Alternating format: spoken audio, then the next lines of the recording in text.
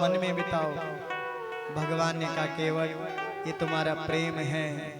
और बाद में जब गंगा पार हो गई, भगवान जब उतरने लगे तो भगवान के मन में भाव आया कि केवट ने मेरी बहुत सेवा की है, मुझे केवट को कुछ देना चाहिए। सीता मैया के पास कुछ नहीं है, केवल एक अंगूठी पड़ी हुई थी जो भगवान राघवेंद्र सरकार ने जब जनकपुरी में सीता स्वयंवर हुआ था, सीता मैया ने वही अंगूठी निकाल दी, राम जी के पास दे दिया, महाराज लो। भगवान जब देने लगे कहा केवट ये प्रसाद है। तो केवट रोने लगा, प्रभु मुझे ये कुछ नहीं चाहिए। केवट ने कहा अगर आप देना चाहते हो, नाथ आज मैं काव न पावा, मिटे दोष दुख दर्द न जाना, बहुत काल में कीन मजूरे, आज दिन विधि बन बल भोरे, बहुत काल में कीन मजूरे, आज दिन विधि बन बर भोरे। श्री राम जय राम जय जय राम, श्री राम जय राम जय जय राम, श्री राम जय राम जय जय राम, श्री राम जय राम जय जय राम। केवट कहने लगा भगवान मैंने पूरे जीवन पर्यंत बहुत धन कमाया, लोगों को पार लगाया, नाथ आज मैं काव न पावा, मिटे दोष दुख दरिद्र न दावा।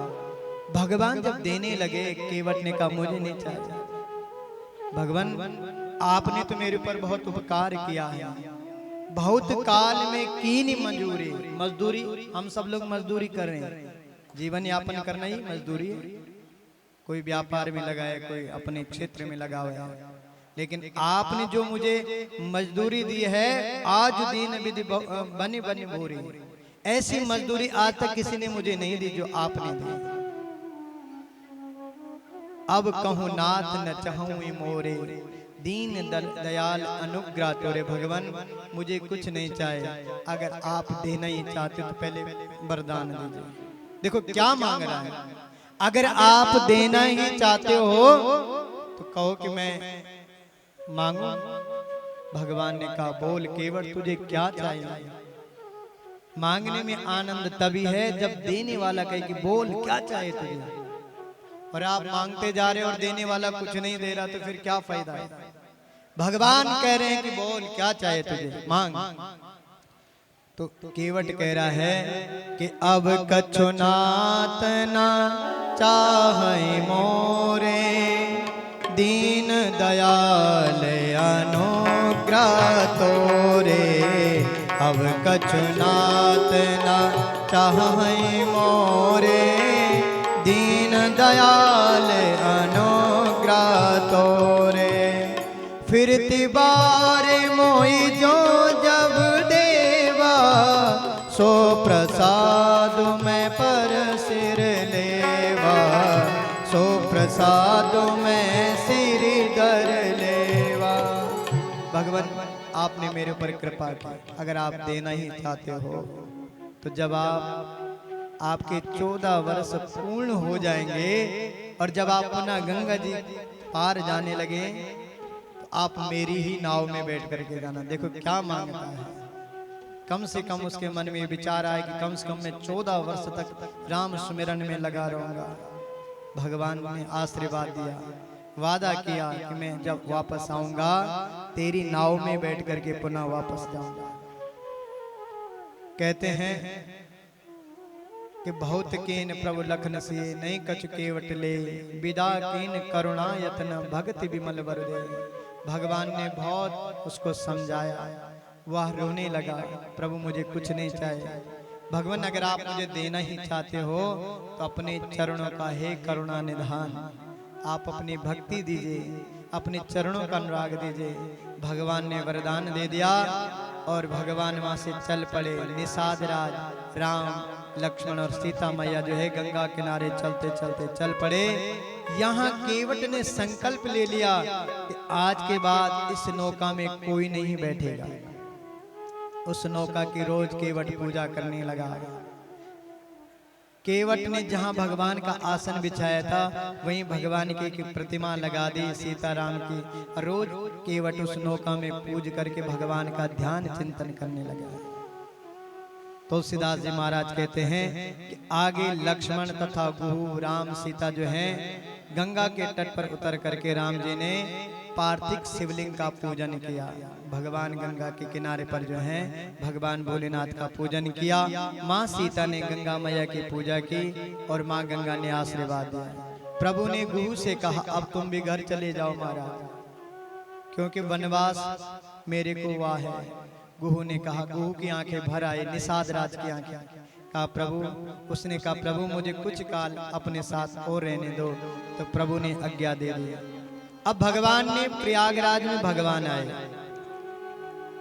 प्रयागराज में भगवान ने जो है स्नान किया। प्रयागराज में अक्षय वट है, उस अक्षय वट में भगवान ने परिक्रमा की। इसके बाद जो है भगवान भरद्वाज मुनि के आश्रम में गए। भरद्वाज जी कई वर्षों तक त्रिवेणी में जो है राम का इंतजार कर रहे थे, साधना में लीन थे। और जैसे ही भरद्वाज जी को मालूम हुआ कि प्रभु राम आए हैं, अपने आश्रम से बाहर आए, राम सीता लक्ष्मण को प्रणाम किया। भगवान ने भी भरद्वाज जी को प्रणाम किया।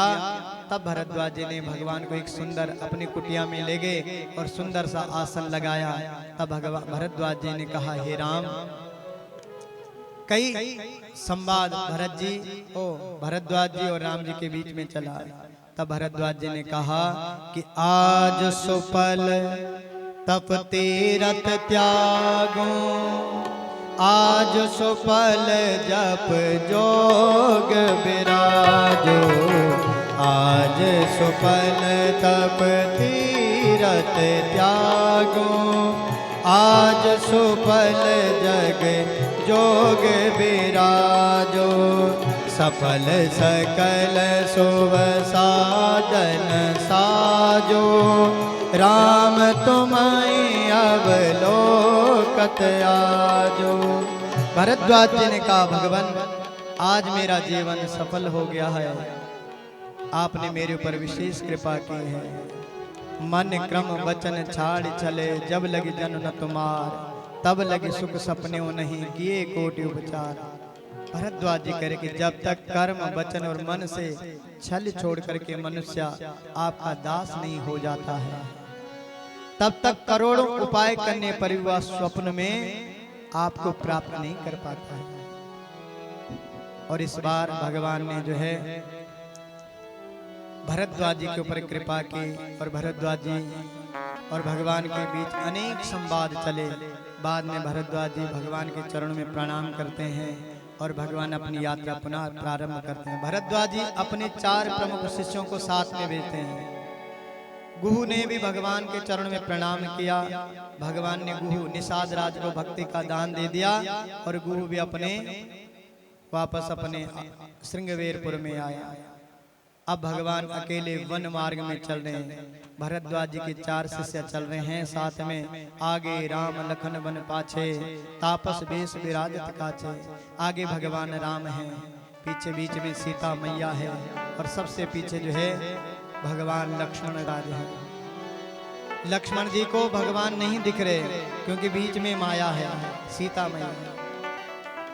कि सिया राम पद अंकर बारही, लखन चले मगुदायन लाए। राम जी जब नहीं दिखे लक्ष्मण जी को चलते चलते, तो कभी लक्ष्मण जी इधर हो जाते राम जी को देखने के लिए, कभी इधर हो जाते, क्योंकि बीच में सीता मैया है।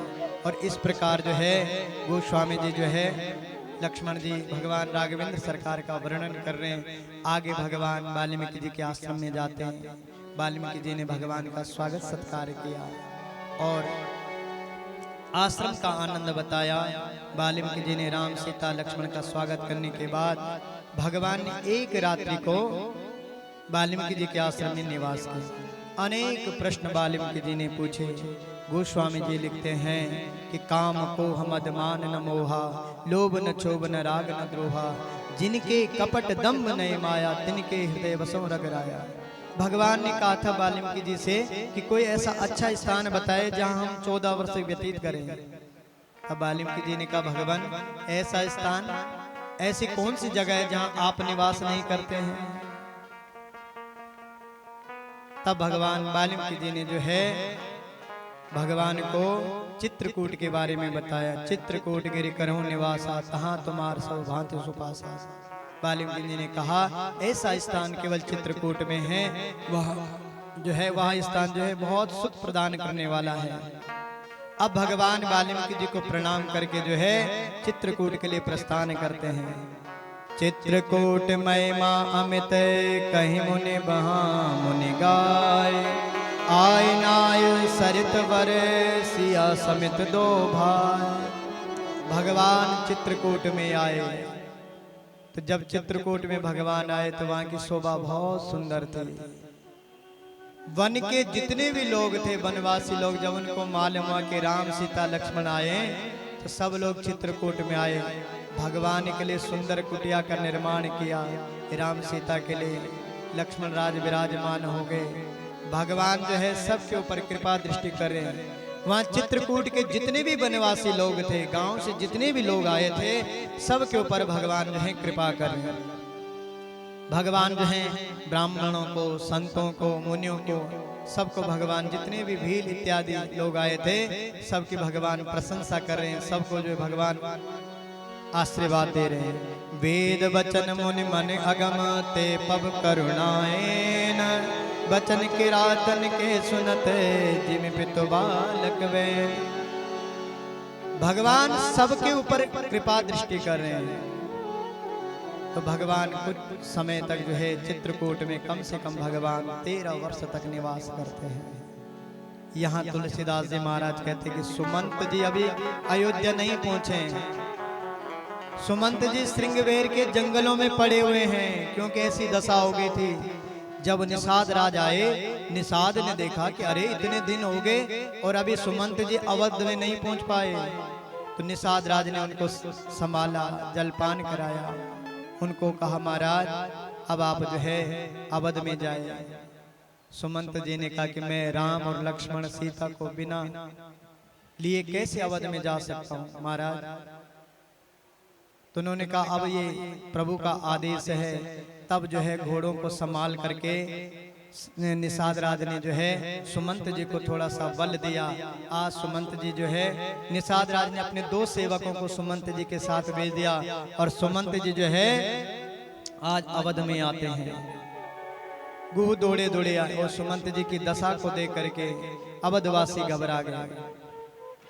कहते हैं कि आज घोड़ों की ऐसी हालत होगी, जिस रथ पर भगवान राम बैठ करके गए थे वही रथ जब अवध में आया तो घोड़ों के नेत्रों से, अश्वों के नेत्रों से जो है जलधारा बह रही है।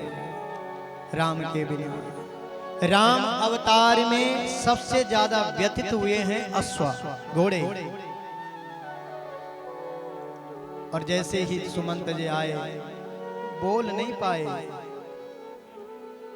तुरंत जो है घबराते घबराते सीधे सुमंत जी जो है राजा के महल में गए। कहते हैं कि अवध प्रवेश कीन अंधियारे। अवध की ऐसी हालत होगी जैसे अंधेरा छाया हुआ है। जैसे हमारे जीवन में दुख आ जाता है, कोई हमारा परिवार का सदस्य चला जाता है तो घर की हालत ऐसी हो जाती है कि घर सूना सूना लगता है।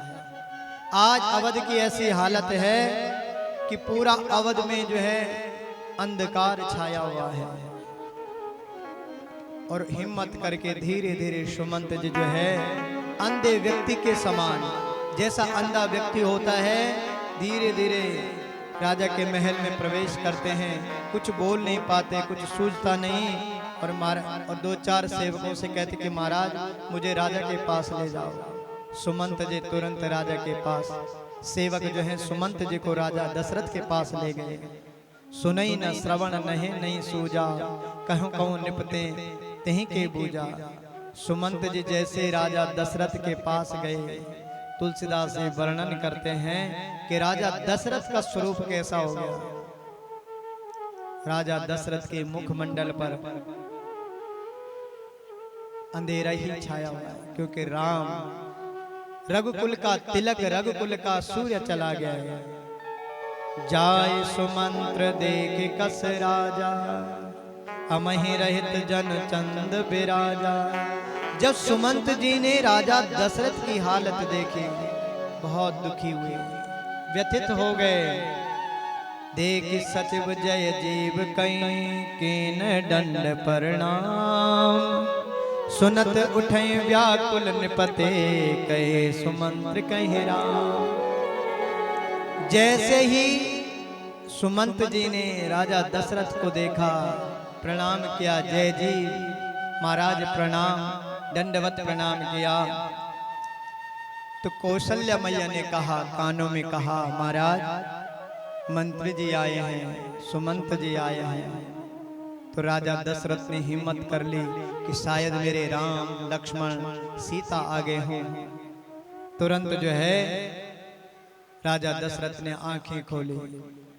जैसे ऐसी हालत होगी जैसे हम हॉस्पिटल में पड़ जाते हैं, इमरजेंसी में पड़े रहते हैं, वेंटिलेटर में पड़े रहते, वैसे राजा दशरथ की हालत होगी। प्रेम में, राम के प्रेम में व्याकुल है। ऐसा पिता, ऐसा राजा जो राम राम 6 दिन हो गए हैं और राम राम सुमिरन में। कहते हैं सुमंत जी से कहा राजा दशरथ ने कि महाराज क्या राम आए हैं? तो सुमंत जी ने सिर झुका करके कहा, राजन न राम आए, न लक्ष्मण आए, न सीता आए। सुमंत जी ने सारी कथा वर्णन किया कि पहले दिन का हमारा जो स्थान था वो तमसा नदी में था। रात्रि के समय भगवान राम सीता लक्ष्मण वन में चले गए, अवधवासी सोते रह गए। उसके बाद गुहू मिला, गुहू की कहानी सुनाए, केवट की कहानी सुनाए और कहा, सुमंत जी ने कहा, भगवान राम जी ने कहा कि महाराज मेरे पिता का ध्यान रखना, मेरे पिता बुजुर्ग हो गए। जब ये बात भगवान ने, जब सुमंत जी ने कही तो राजा दशरथ रोते रहे, लक्ष्मण जी की बातें सुनाए। सीता मैया ने कहा था कि पिताश्री सुमंत जी पिता जैसे थे, कहा कि मेरे माता पिता का आप ध्यान रखना और उनको कहना कि हमारी चिंता ना करें। अब तो जो है राजा दशरथ और भी ज्यादा व्याकुल हो गए। राजा दशरथ कहने लगे कि सो सुत बिछुरत गए न प्राणा, को पापी बड़ मोई समाना। अरे मेरे प्राण उस समय क्यों नहीं निकल गए? मेरे जैसा पापी संसार में कोई नहीं है। राजा दशरथ कह रहा है, मैं अभी तक जीवित हूं और राम मेरे सामने नहीं है। मेरे जैसा पापी संसार में कोई नहीं। और कहते हैं आज तो अब राजा दशरथ का अंतिम समय आ गया। कौशल्या माँ ने सुमित्रा को सचेत कर दिया, देवी बिल्कुल नजदीक आ जाओ। मुझे लग रहा है कि अवध का सूर्य अस्त होने वाला है, अयोध्या का सूर्य अस्त होने वाला है, सायंकाल का समय है। जिस प्रकार भगवान सूर्य अस्त हो जाते हैं, आज कौशल्या मैया के मन में भाव आ गया। उसी समय कौशल्या मैया ने जो राजा दशरथ की दशा देखी, मुंह में गंगा जल डाला, तुलसी दल डाला और अंतिम में राजा दशरथ ने कहा, कौशल्या अब मेरे प्राण नजदीक हैं, मुझे अब जो है श्रवण के माता पिता याद आ रहे हैं। आज मुझे श्रवण के माता पिता याद आ रहे हैं। उन्होंने श्राप दिया था कि जब तुम्हारे प्राण निकलेंगे तो तुम्हारे प्राणों के सामने तुम्हारे चारों पुत्र नहीं होंगे। ये बात सत्य है, कर्मों का लेख भोगना पड़ता है। और भगवत प्रेमियों, राजा दशरथ ने उसी समय कह दिया, राम को याद क्या कि राम राम कहे, राम कहे, राम राम कहे राम। तन पर हरि रघुवर विरहा, राव गयो सुरधाम। तन पर हरि रघुवर विरहा, राव गयो सुरधाम। राजा दशरथ कह रहे राम राम राम राम राम राम, 3 बार राम राम कहो। इसके अनेक मत संत महात्मा निकालते हैं। 3 बार कहने का तात्पर्य है कि वहाँ पे सुमंत्र जी हैं, उनको राम राम कह रहे हैं। वहाँ पे कौशल्या मैया है, उनको राम राम कह रहे हैं। वहाँ पे सुमित्रा मैया है, उनको राम राम कह रहे हैं। इस प्रकार राजा दशरथ ने अपने प्राण की आहुति दे दी। राजा दशरथ के प्राण निकल गए। अब तो चारों तरफ जो गोस्वामी जी कहते कि जीवन मरण फल दशरथ पावा, अंड अनेक अमल जस पावा। कहते हैं कि जीवन मृत्यु का फल दशरथ जी प्राप्त हुआ। जब तक जीवन रहा केवल उन्होंने राम से ही प्रेम किया, और मृत्यु भी हुई तो राम की याद में मृत्यु है। जीवन उसी का धन्य है जो राम का चिंतन करे, और मृत्यु भी होए तो राम नाम का शब्द लेकर राम नाम को पुकार करके मृत्यु, वही जीवन धन्य है। अब तो अवध में शोक ही शोक छा गया। राजा दशरथ चले गए। तब वशिष्ठ मुनि आए। वशिष्ठ मुनि ने सबको ज्ञान दिया। तब वशिष्ठ मुनि समय समय कई अनेक इतिहास, शोक निवारण सबई करे निज विज्ञान प्रकाश। वशिष्ठ मुनि सबको समझाया, धीरज दिया, ज्ञान दिया, बहुत उपदेश दिया, और कहा कि आप चिंता न कीजिए। राजा दशरथ का जो शरीर था तेल की कढ़ाई में रखा गया। अब इधर जो है कौशल्या मैया ने कहा गुरुदेव अब क्या करें। गुरुदेव से कहा, गुरुदेव ने कहा चिंता न करो, अब ऐसा करो कि भरत अपने मामा के घर गया हुआ था, भरत जी को बुलाया जाए। कौशल्या मैया ने कहा गुरुदेव मेरी एक बात ध्यान देना, आप जो सेवक भेजोगे उनसे यही कहना है कि गुरुदेव ने बुलाया है, कोई बात दूसरी मत राजा की मत कहना, नहीं तो मेरा भरत जी नहीं पाएगा। वशिष्ठ जी ने कहा चिंता न कीजिए। वशिष्ठ जी ने अपने उसी समय राजा के जो सेवक थे उनसे कहा कि जाओ और भरत जी को बुला करके लाओ।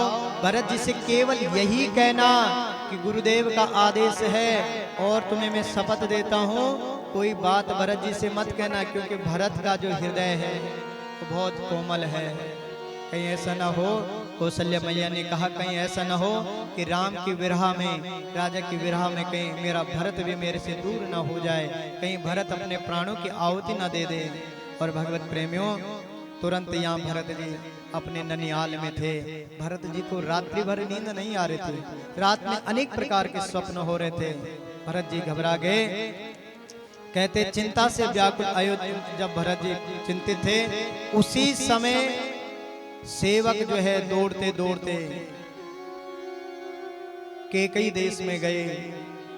राजा के कैकेयी राज्य के प्रवेश किया, राजा में, राजा के राज्य में प्रवेश किया। भरत जी को प्रणाम किया।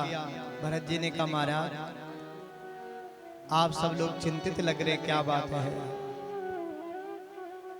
सेवकों ने कहा भरत जी गुरुदेव का आदेश है कि आप जितनी जल्दी हो सके अवध में आए, अयोध्या में आए। जब ये बात बोली सेवक रोने लगे। भरत जी व्याकुल हो गए। भरत जी ने उनको हृदय से लगाए, क्या बात है आप रो क्यों रहे। तो उन्होंने बोल नहीं पाए, उन्होंने बात को बदल दी, महाराज कई दिनों से हमने आपको देखा नहीं था इसलिए आपकी याद में रो रहे हैं। भरत जी ने उसी समय अपने नाना मामा से आज्ञा मांगी, रथ पर विराजमान हुए भरत शत्रुघ्न, और बड़ी तेजी से दौड़े दौड़े जो है भरत जी अवध में आए। और जैसे अवध में प्रवेश किया, अवध की हालत देख करके भरत जी घबरा गए। भरत जी जैसे अवध में प्रवेश करते हैं सारे लोग मौन हैं। जैसे किसी का सगा संबंधी चला जाता है ना, तो सारे मौन रहते हैं, शांत रहते हैं। भरत जी ने देखा कि अवध में कहीं ना दीप जल रहा है, न कहीं पूजा पाठ, न किसी के चेहरे में प्रसन्नता है, कुछ न कुछ तो गड़बड़ है। और जैसे भरत जी अवध में अपनी माँ के महल में सबसे पहले कैकेयी के महल में प्रवेश करते हैं। भरत जी संत हैं। शत्रुघ्न जी ने कहा कहीं ना कुछ भाई कुछ गड़बड़ है। भरत जी ने कहा ऐसी कोई बात नहीं है, हमेशा अपना ही दोष देखते हैं। कहा दूसरों का दोष मत देखिए, अब भरत जी जैसे कैकेयी के महल में प्रवेश करते हैं तो कैकेयी मैया हाथ में थाली लेकर के चंदन टीका फूल माला लेकर के द्वार पे खड़ी है। भरत जी ने प्रणाम किया, तिलक लगाया, माला डाले, सब कुछ पूजन करके आसन पे बिठा दिया। तो भरत जी ने कैकेयी मैया से कहा कि माँ क्या बात है, अवध में सारे लोग शांत है, कुछ बोल नहीं रहे, मेरे पिताजी दिखाई नहीं दे रहे, राम लक्ष्मण दिखाई नहीं दे रहे, सीता मैया दिखाई नहीं दे रहे, महल में कुछ हलचल नहीं, क्या बात है बताओ। भरत जी बहुत व्याकुल हुए। तब कैकेयी ने कहा कि बेटा ध्यान से सुनो, तात बात में सकल संवारी, भय मंथरा सहाय विचारे, तात बात में सकल संवारे, भय मंथरा सहाय विचारे, कछु कछु काज विधि बिच बिगड़्यहु, भूपति सुरपति पुर पग धर्यहु। कैकेयी ने कहा कि तात बात में सकल सवार, मैंने सारे तुम्हारे लिए जो है सुख सुविधा कर दी, सारी बात बना दी, और कुछ बात जो है मंथरा ने भी मेरा साथ दिया। कछुक काज विधि बीच बिगाड़े, कुछ जो है विधि का विधान है। बेटा तुम्हारे पिताश्री जो हैं परलोक गमन हो गए, तुम्हारे पिताजी शरीर का परित्याग करके चले गए, प्राणों का परित्याग हो गया। जब ये बात भरत जी ने सुनी, भरत जी फूट फूट करके रोने लगे, पिताश्री आप मुझे बता करके चले गए, अरे मैं इतने दिनों तक अपने ननियाल में रहा, मुझे बुला लेते, कम से कम मैं अंतिम समय में आपके दर्शन तो कर पाता। भरत जी ने कहा कि जब पिताजी चले गए तो कोई दिखाई क्यों नहीं दे रहा, राम जी कहाँ हैं, सीता मैया कहाँ हैं, लक्ष्मण कहाँ हैं, कौशल्या मैया कहाँ हैं। भरत जी बहुत दुखी हुए पिताजी के जाने के बाद।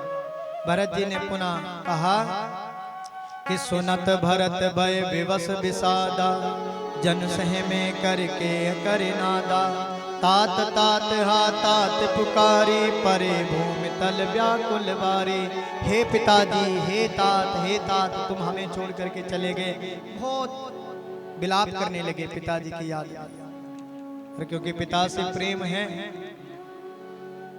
पिता वो स्वरूप है जिसका हम वर्णन नहीं कर सकते हैं।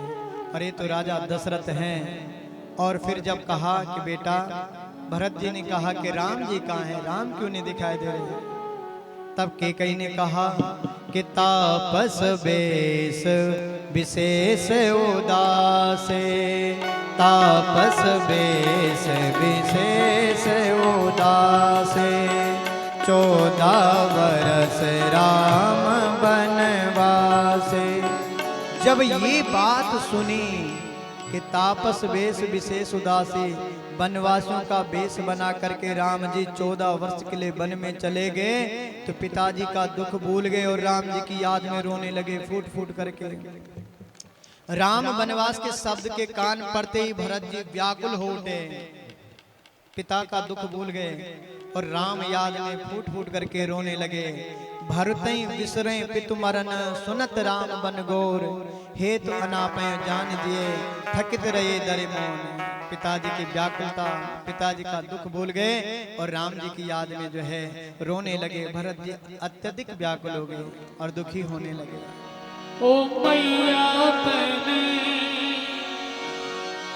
का